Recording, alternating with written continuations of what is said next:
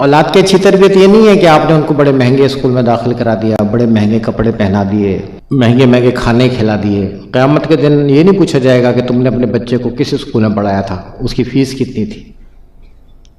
قیامت کے دن یہ کہا جائے گا بھئی تمہیں اولاد دی، تو میں کہوں گا الحمدللہ اللہ تعالیٰ نے اولاد سے نوازا، تو فرشتہ یہ نہیں پوچھے گا کہ بھئی اسے تم نے کہاں پڑھایا تھا، اس کی فیس کتنی تھی۔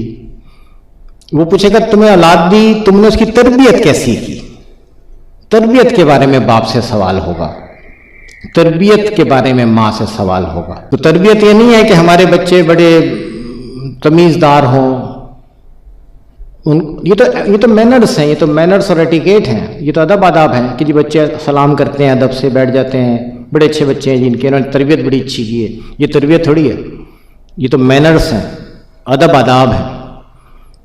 ایک مسلمان گھرانے کی اچھی تربیت کا مطلب یہ ہے کہ ہر بیٹا اور ہر بیٹی حضرت محمد رسول اللہ صلی اللہ علیہ وسلم کی ایک اچھی امتی بنے۔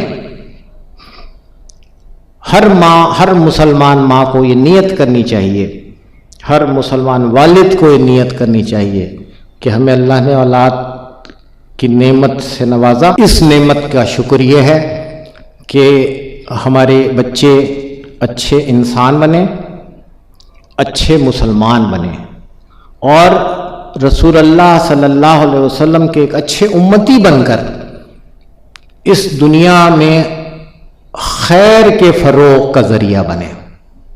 ہم سے، ہماری اولاد سے اس دنیا میں خیر پھیلے، اچھائیاں پھیلے، برائیوں کا انسداد ہو۔ اللہ تعالیٰ سب والدین کو اولاد کی اچھی تربیت کرنے کی توفیق عطا فرمائے۔ آپ کے اہل خانہ، آپ کے اعزاء، آپ کے متعلقین سب پر اللہ تعالیٰ کا فضل و کرم ہو، اللہ تعالیٰ کی رحمتیں آپ پر نازل ہوں، برکتیں آپ پر نازل ہوں۔ آپ کی جو ذمہ داریاں ہیں بطور والدین، اللہ تعالیٰ سب والدین کو ان کی اولاد کی طرف سے آنکھوں کی ٹھنڈک عطا فرمائے، سکھ عطا فرمائے۔